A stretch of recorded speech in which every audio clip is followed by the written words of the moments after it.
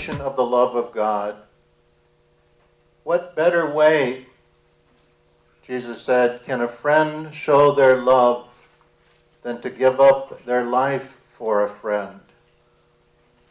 Jesus is our friend, and Jesus wanted to show everyone that God is the best friend you could ever have. And what better way to show love than to give your life? God showed his love for us, it says in Romans 5:8, in that while we were yet sinners, Christ died for us. Through the death and resurrection of Jesus, God then delivered us from the dominion of darkness and transferred us to the kingdom of his beloved Son, in whom we have redemption, the forgiveness of sins. Now, there are some traditions in Christianity that teach that Jesus had to die because God needed to be placated. He was so angry that Jesus had to die. Many scholars have taught this, but I believe, consistent with the theme, the primary theme throughout the scriptures of God's love, that the primary purpose of Jesus' death was to demonstrate the depth of God's sacrificial love and to bring us all back into relationship with God and with one another.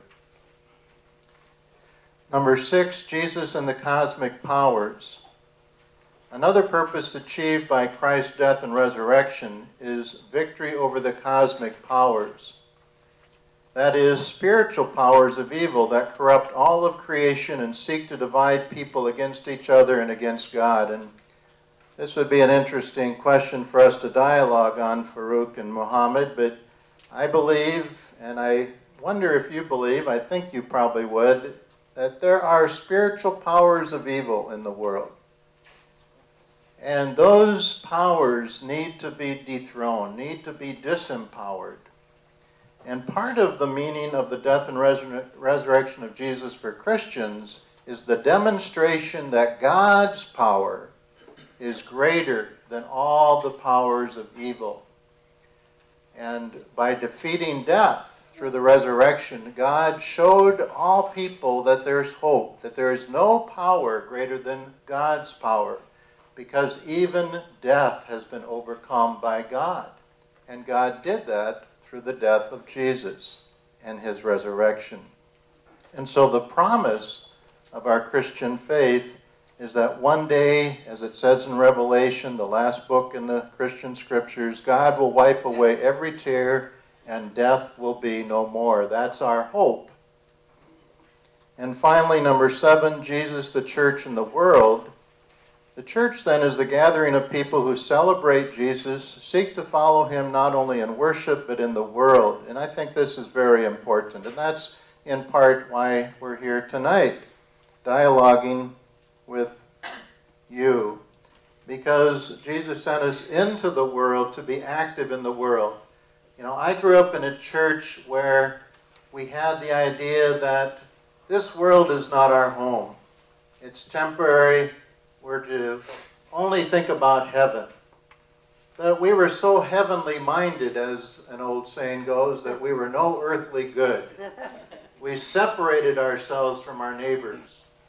We weren't with anyone if they weren't part of our church. And that's not right. I don't think that's what Jesus came to teach us.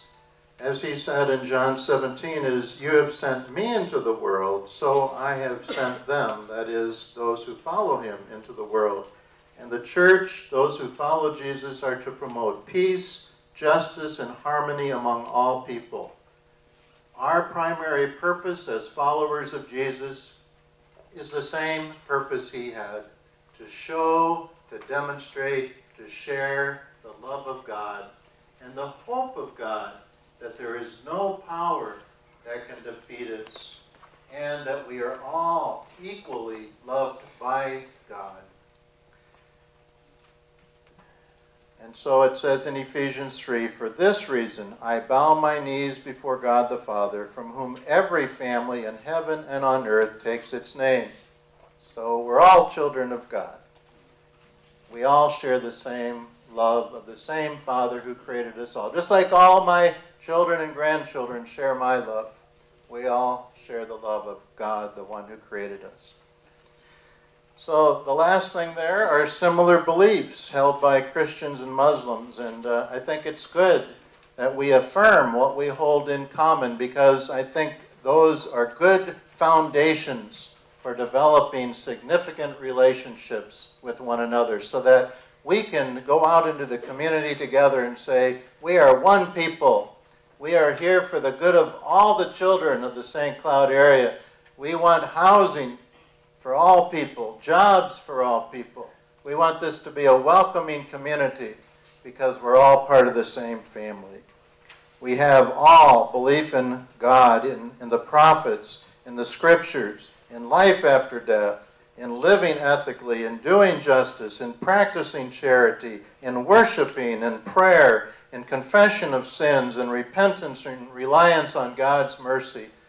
None of us can be saved without the mercy of God. We all agree that we depend upon God's forgiveness and mercy for our salvation.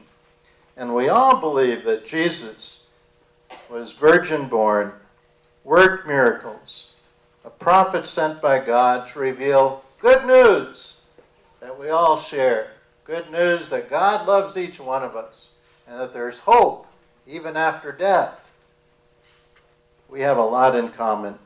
And according to some traditions, and again this would be an interesting point to dialogue on, both Muslims and Christians, at least many, believe that the same Jesus is still alive and will return to earth at the end of the age to be the instrument of God's judgment and to establish the kingdom of God on earth.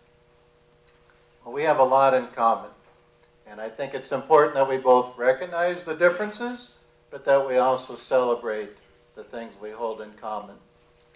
Thank you for your attention. You've been sitting there very patiently. We're going to take a 2-minute break. If you need question forms, give your questions to Bill. He's going to moderate the questions. If you need a glass of water, we're going to give you 2 minutes. And then come back.